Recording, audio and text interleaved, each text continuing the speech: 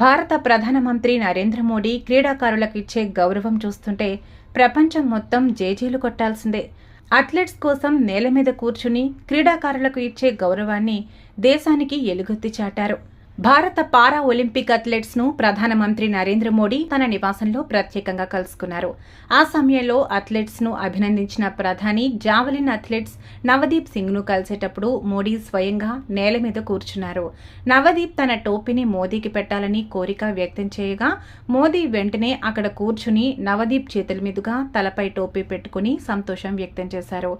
ఇప్పుడు మీరు మరింత పొడుగయ్యారని నవదీప్తో సరదాగా మాట్లాడారు. ప్రస్తుతం ఈ వీడియో సోషల్ మీడియాలో తెగ వైరల్ అయి తిరుగుతోంది. Sigma hospital laparoscopic dialysis centre 24 గంటల ఎమర్జెన్సీ వైద్య సేవలు. న్యూ బస్టాండ్ ఎదురుగా హన్మకొండ.